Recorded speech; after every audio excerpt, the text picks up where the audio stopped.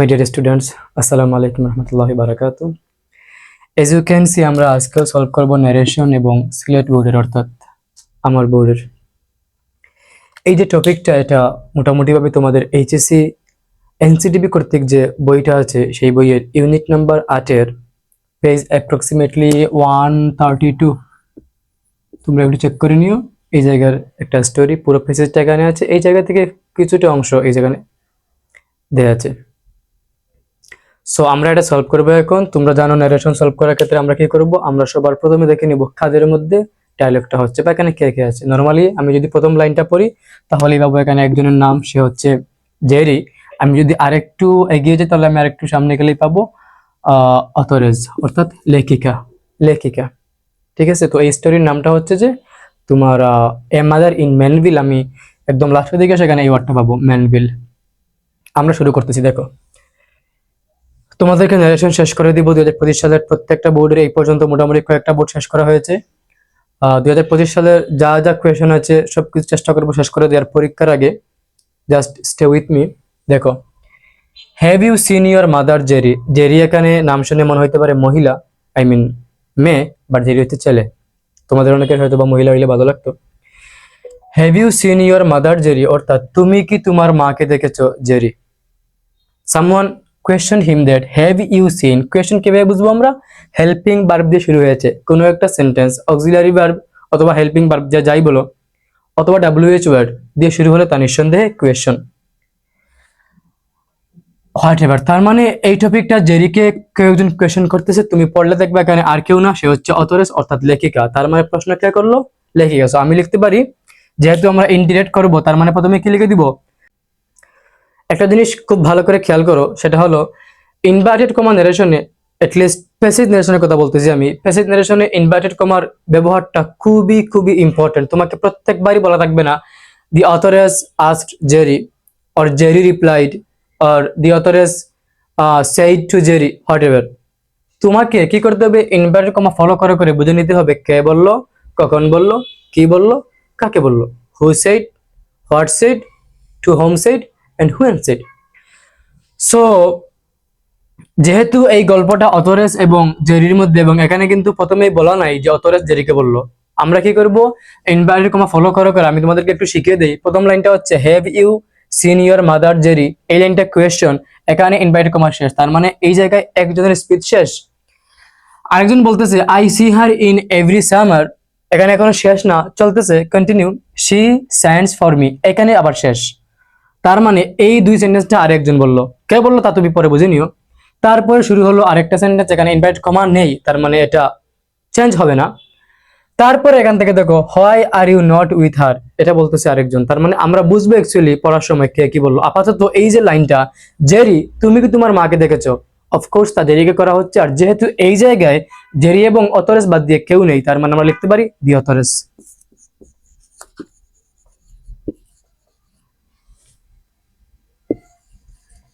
দি অথরেস। প্রশ্ন করলো, এখানে কিন্তু সেইড বলা নাই, টল্ড বলা নাই, বাট আমি যেহেতু ধরলাম have you seen your mother, এটা একটা কোয়েশ্চন, তাহলে আমি কি করব? আমরা আরবিকে আস্কড করব। কেন করবো আস্কড? কোয়েশ্চনটা হচ্ছে have you seen your mother, তার মানে অবশ্যই আস্কডই হবে। So have the authoress asked, কাকে প্রশ্ন করলো? জেরি। প্রথম একবার আমি যদি জেরিকে নাম ধরে দেখিয়ে দেই, তারপরে আমাকে আর বারবার জেরি বলতে হবে না।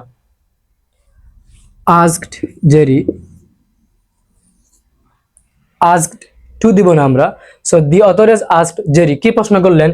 যেহেতু আমার আরবি চেঞ্জ করা শেষ, আমি এখন ঢুকে যাবো RSA, I mean reported speech. তার আগে আমাকে তুলে দিতে হবে ইনভার্টেড কমা। আমি বারবার বলতেছি, আরো বারবার বলবো, যদি কোয়েশ্চনের আনসারটা হ্যাঁ বা না দিয়ে দেওয়া যায়, অর্থাৎ if you can answer this question just by saying yes or no or moving your head left to right or up to down, সেক্ষেত্রে তুমি কি করতে পারবা? এদের বদলে ইফ অথবা ওয়েদার নিয়ে আসতে পারবা। ইফ মানে যদি, ওয়েদার মানে হচ্ছে কি না, বাট এই ক্ষেত্রে ইফ এবং ওয়েদার দুইয়েরই বাংলা অর্থ হবে এক, আই মিন কি না। So the authoress asked Jerry if, যেহেতু এই প্রশ্নের আনসারটা হ্যাঁ বা না দিয়ে দেয়া যায়, তুমি কি দেখেছো, সে বলতে পারে হ্যাঁ অথবা না। সেখানে এগুলো বলে নাই, বাট সে বলতে পারতো হ্যাঁ অথবা না। তার মানে আমরা ধরতেছি কি এই কোয়েশ্চনের আনসারটা হ্যাঁ বা না দিয়ে দেওয়া যাবে, তাহলে উই মে ইউজ ইফ। তারপরে আমরা ঢুকে যাব ভেতরে ঢুকে আমাদের প্রথমেই ফোকাস থাকবে টেন্সে, বা টেন্সের আগে চেঞ্জ করতে হবে পারসন। তো এই জায়গায় চিন্তা করো, হ্যাভ ইউ সিন, ইউটা হচ্ছে পারসন। সো আমরা চলে যাবো আবার আমাদের সন রুলে। সন যারা নতুন শিখে নাও, you are welcome.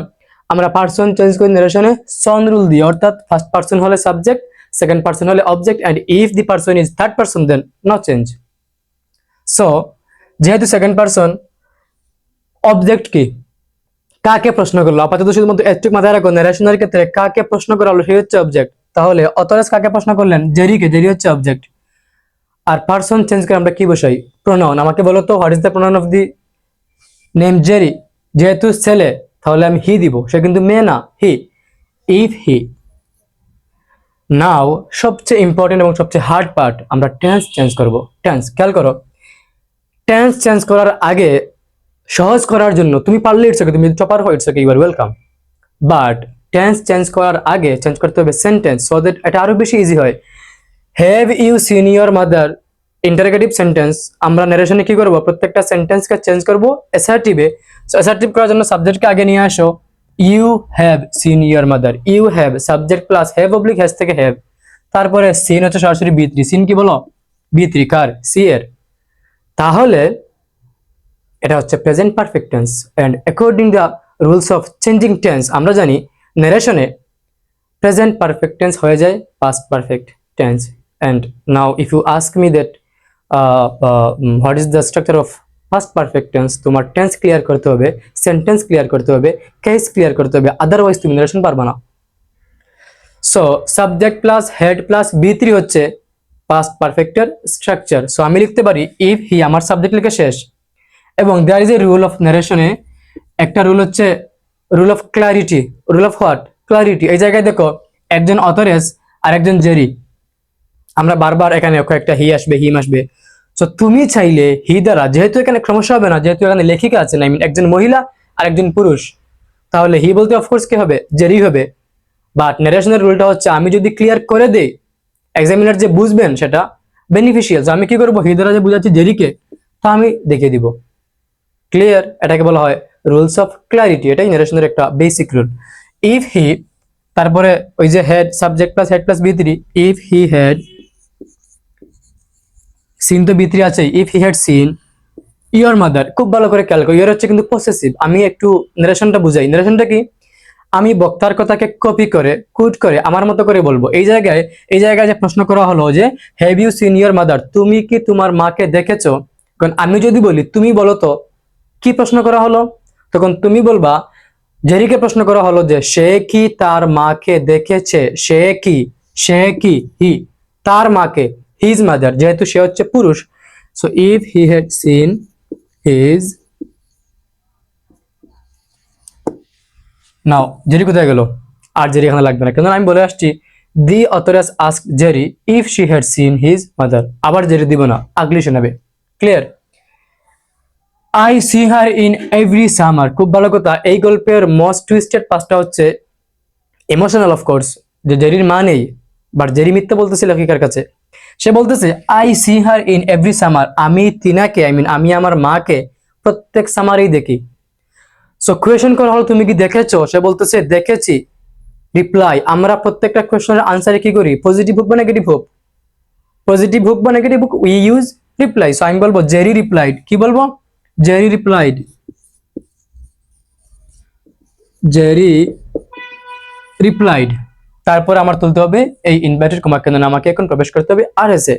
So I see her in every summer, এটা হচ্ছে অ্যাসার্টিভ সেন্টেন্স। কিভাবে তুমি বুঝবে অ্যাসার্টিভ সেন্টেন্স, তোমার সেন্টেন্স ক্লিয়ার করতে হবে। আমি পড়াবো ইটস ওকে, বাট তোমার আরেকটু ক্লিয়ার করে নেওয়া উচিত, না হলে তুমি তোমার 3 মাস পর পরীক্ষা, আই মিন 2 মাস পর তুমি তো আটকে যাবে বাবা।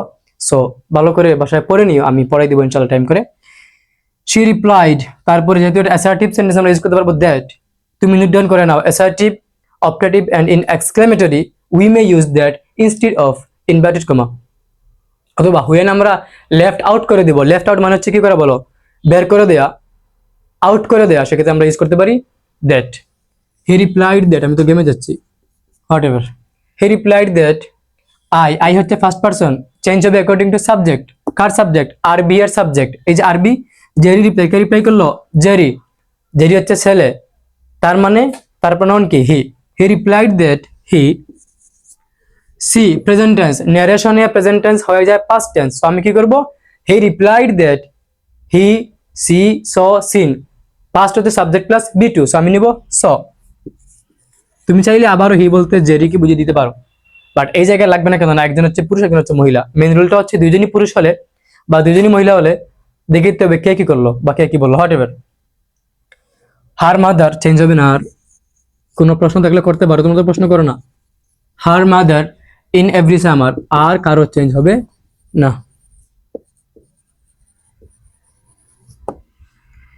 আমি একটু মুছে দিব অফকোর্স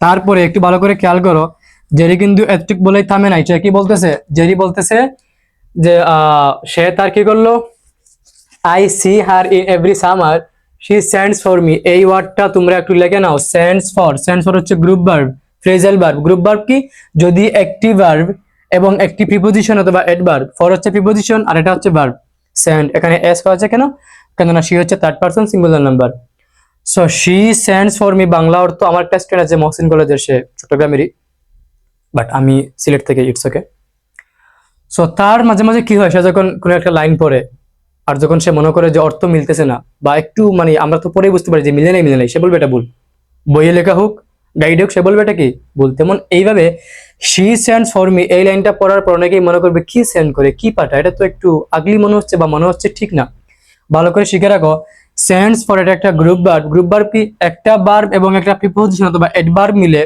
যদি একটা নতুন ভার্ব হয় তাকে বলি আমরা গ্রুপ ভার্ব হয় গ্রুপ কেন না দুইটা বা তিনটা ওয়ার্ড মিলে করতেছে দুইটা ওয়ার্ড অ্যাকচুয়ালি ইটস ওকে এর বাংলা অর্থ হচ্ছে ডেকে পাঠানো কি করে বলো তো ডেকে পাঠানো আই মিন আমরা বলি না যে আমাকে ডেকে পাঠালেন তিনি তার মানে আমি তো ওনার কাছে দেখতে গেলাম উনি আমার কাছে আসলেন না আমি দেখতে গেলাম হোয়াট এভার তো এটা বাংলা অর্থ হচ্ছে ডেকে পাঠানো এই যে সে মিথ্যা বলতেছে সে বলতেছে তার মাকে সে প্রত্যেকবারই দেখে এখন সে রিজন দেখাচ্ছে যে তিনি আমাকে প্রত্যেকবারই ডেকে পাঠান বা তিনি কোনো লোককে পাঠান সো দ্যাট আমি সেখানে যাই গিয়ে দেখা করে আসি হোয়াট এভার আমরা পরে আসবো সো সে কিন্তু থামে নাই সে আরো বলতেছে তাহলে আমরা বলতে পারি we can say he also shed Jerry also shed but smart way হচ্ছে এন্ড অ্যাডেড দ্যাট ইউজ করা আমি তোমাদেরকে শিখে আসছি এগুলো তুমি এখানে বলতে পারো এন্ড অ্যাডেড দ্যাট কি বলতে পারো এন্ড অ্যাডেড দ্যাট তুমি চাইলে he also said again said বা তুমি যে শিখে আসছো একসাথে এক লাইন হলে প্রথম লাইনে সেড দুই নম্বর লাইনে অলসো সেড তিন নম্বর লাইনে অ্যাগেইন সেড চার নম্বর হলে further said whatever and added that use করা যায়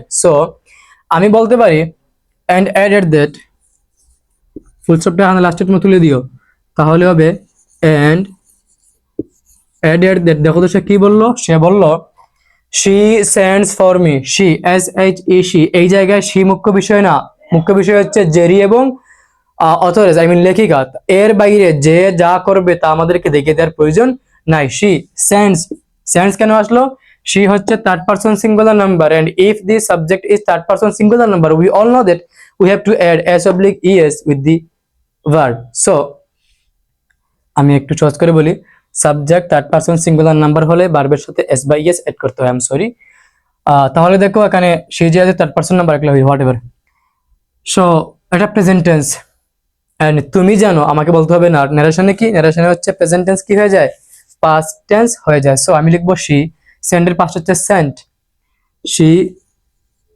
Saint F O R for এখন খুব ভালো করে খেয়াল করো ফর মি তিনি আমাকে ডেকে পাঠান আর তুমি তোমার মতো করে লিখলে কি লিখবা তুমি যখন গল্প কাউকে বলবো তখন বলবো যে তিনি তাকে ডেকে পাঠান তাকে তো মি মানে হচ্ছে আমি তাকে মানে কি him she sends for him এটা হবে she Saint for him well number next the authoress wanted to cry out আবার লিখে নাও ক্রাই আউট ক্রাই হচ্ছে একটা ভার্ব ক্রাই আউট মিলে হয়ে গেল একটা গ্রুপ ভার্ব কি হয়ে গেল গ্রুপ ভার্ব সেক্ষেত্রে বাংলা অর্থ হচ্ছে আমরা ক্রাই করি ইটস ওকে বাট যখন আমরা হচ্ছে বেতা পেয়ে ক্রাই করি এটা হচ্ছে একটা ক্রাই আবার যখন হচ্ছে আমরা আমাদের মনের আবেগে কষ্ট পেয়ে ক্রাই করি তখন সেটা হচ্ছে ক্রাই আউট মানে এত বেশি কষ্ট পেলাম যে আমি হচ্ছে চিৎকার করে আবেগে বের করে দিলাম তোমরা অনেকেই অনেকের কাছ থেকে কষ্ট পেয়েছো so the authoress wanted to cry out নারেশনে প্যাসেজ নারেশনে এর কোনো চেঞ্জ হবে না কেন প্রশ্ন করো কেন না আমরা জানি প্যাসেজ নারেশনে আমরা অনেক কিছু চেঞ্জ করি আর এস এর সবকিছু চেঞ্জ করি আই মিন ইনভার্টেড কমার মধ্যে যা থাকবে তার পার্সন চেঞ্জ হয় সেন্টেন্স চেঞ্জ হয় টেন্স চেঞ্জ হয় কিন্তু এর বাইরে যা থাকবে তার শুধুমাত্র ভার্ব চেঞ্জ হয় কখন? যখন তা হবে RV, I mean reporting verb. So inverted কমার বাইরের যা থাকবে তার কোনো চেঞ্জ হবে না যদি না সেখানে কোনো রিপোর্টিং ভার্ব থাকে। আমি সহজ করতেছি, দেখো এই জায়গায় কোথাও লেখা নাই জেরি সেড, অথরেজ সেড, শুধু লেখা আছে the authoress wanted to cry out. তার মানে এই লাইনে কোনো আরবি নেই, চেঞ্জ হবে না। আমি লিখে দিচ্ছি, মানে জেরির এই যে স্টোরিটা যে আমি আমার মাকে প্রত্যেক সামারেই দেখি তিনি আমাকে ডেকে পাঠান, এটা শুনে লেখিকা কান্না করতে চাইলেন বা চিৎকার করে কিছু একটা বলতে চাইলেন, হোয়াট এভার। তারপরে আসো, why are you not with her, তুমি কেন তার সাথে থাকো না। এটা হচ্ছে আবার কার কোয়েশ্চন? ওই মহিলার কোয়েশ্চন। তুমি লিখতে পারো এখানে, যেহেতু তুমি এখানে ফুল স্টপ দিবা, যারা দুর্বল তারা দেখে নাও, তুমি চাইলে লিখতে পারো the author as again asked, কেননা তার একবার প্রশ্ন করা শেষ। তবে খেয়াল করো এখানে কিন্তু তিনি একসাথে দুইবার প্রশ্ন করেন নাই, প্রথমবার প্রশ্ন করার পর কেউ একজন মাঝখানে আনসার দিয়ে দিয়েছে। সো তোমরা চাইলে the author as again asked also asked লিখলেও ভুল হবে না। বাট তুমি যদি চাও যে লম্বা না করে এটা তুলে দিয়ে এন্ড দিয়ে নারেশনে কি করা যায়, এন্ড দিয়ে শর্ট করা যায় এবং শুনতে শ্রুতিমধুর শোনায়, অলসো আস্কড এগেইন আস্কড হয়ে যাবে। মার্ক পাবা তুমি, মার্ক কম পাবা না, অফকোর্স মার্ক তুমি কম পাবা না, বাট আগলি শোনাবে, একটু যেন শ্রুতিকটু হয়ে যাবে।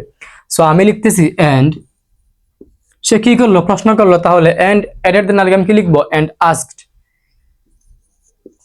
এটাই হচ্ছে স্মার্ট, আমি স্মার্টটা শেখাচ্ছি। And asked why are you not with her, বা আবার কি করবো আমরা, ইনভার্টেড কমা তুলে দিব। এই কোয়েশ্চনের আনসারটা, এটা অবশ্যই কোয়েশ্চন, এই যে কোয়েশ্চন মার্ক আছে বা একটা WH ওয়ার্ড।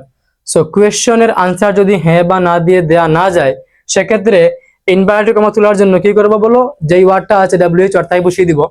এখানে দেয়া আছে why are you not with her, why, আমি বসিয়ে দিব হোয়াই।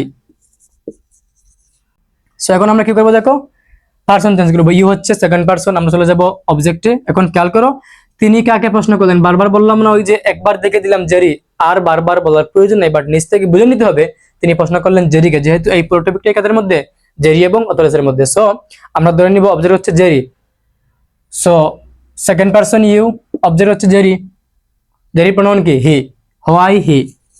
এখন আমরা চেঞ্জ করবো হচ্ছে টেন্স। একটু ভালো করে খেয়াল করো, টেন্স চেঞ্জ করার আগে যারা পারো তারা তো ওয়েলকাম, যারা পারো না মোস্ট ওয়েলকাম। আমি বুঝিয়ে দিচ্ছি দেখো, why are you not with her interrogative sentence, আমরা করে নিব এটাকে কি, অ্যাসার্টিভ সেন্টেন্স, হোয়াই এর কাজ তো শেষ। এখন আর ইউ নট উইথ হার কে আমি যদি সাবজেক্টকে এখানে নিয়ে যাই, you are not with her, assertive sentence and একই সাথে কি প্রেজেন্ট ইনডিফিনিট টেন্স করে দেব আমরা first indefinite. Why he are you not, am is are, তুমি জানো বি হচ্ছে কি বলো, বি এর রূপ তিনটা, একটা হচ্ছে এম ইজ আর, একটা হচ্ছে ওয়াজ ওয়ার এবং একটা হচ্ছে বিন মানে B3। সো এখানে আছে আর, তার মানে এটা এম ইজ আর এর B1। তো B2 কি, ওয়াজ ওয়ার, B2 কি ওয়াজ ওয়ার। সো এর সাথে বসবে ওয়াজ, হোয়াই হি ওয়াজ, তারপরে যা আছে তা নট উইথ হার। তুমি চাইলে এখানে হি এর বদলে আই মিন হি এর সাথে একটা ইনভার্টেড একটা ব্র্যাকেট দিয়ে যে লিখতে পারো, আই মিন জেরি লাগবে না এখানে, কেন না এখানে একজন মহিলা এবং একজন হচ্ছে পুরুষ। খেয়াল করো, তুমি ভালো করে খেয়াল করো, এই মহিলা কিন্তু যে প্রশ্ন করলো সে কিন্তু থামে নাই, সে আবার প্রশ্ন করলো। তো তুমি চাইলে এখানে এন্ড আস্কড না বলে জাস্ট এন্ড লিখতে পারো। তুমি বলতে পারো অথরেস আমি এটাই দিচ্ছি, যাও উইথ হার, আমি সহজ করে আমি এটাই দিচ্ছি, কেননা বারবার এন্ড বলে তোমরা বুঝবা কি পড়ায়। যেহেতু আমার মেইন ফোকাস হচ্ছে দুর্বলদের জন্য, যারা গ্রামের মেইনলি, তোমরা খুব ভালো টিচার পাও না, আমি অবশ্য পেয়ে গেছি, আমার বাবা টিচার ছিলেন, বাট গ্রামে নর্মালি ওইরকম ভাবে হ্যাঁ ভালো টিচার থাকে, বাট কিছু স্কুল আছে না একদম একদম প্রত্যন্ত অঞ্চলে, আমার ফোকাস সেই সকল স্টুডেন্টদেরকে নিয়ে। সো আমি সহজ করে দিচ্ছি, আমি লিখতেছি দি অথর ইজ এগেইন আস্কড।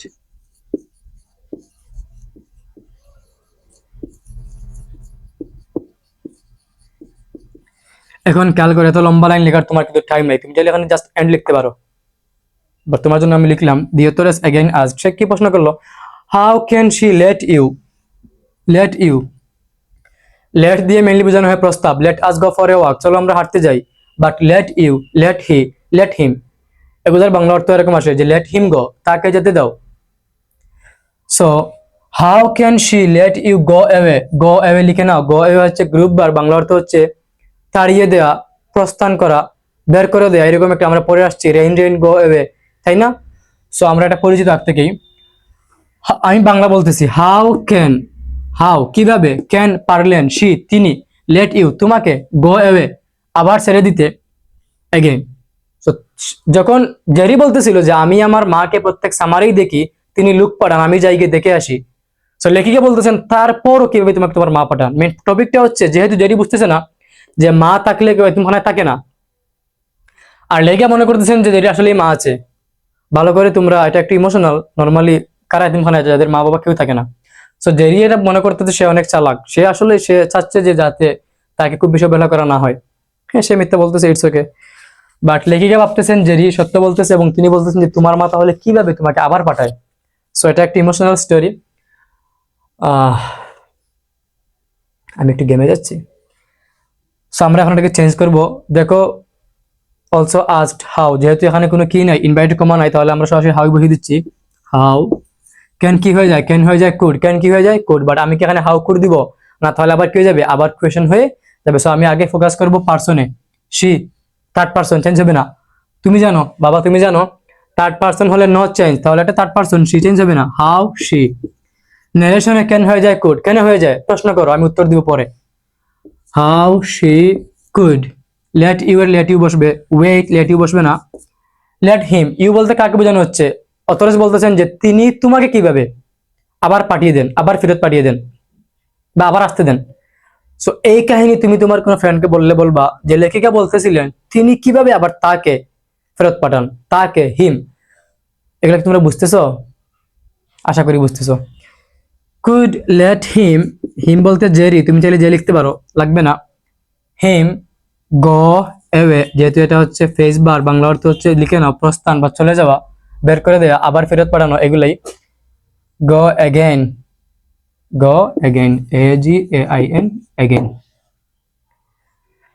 তারপরে শি সেড, শি বলতে কে?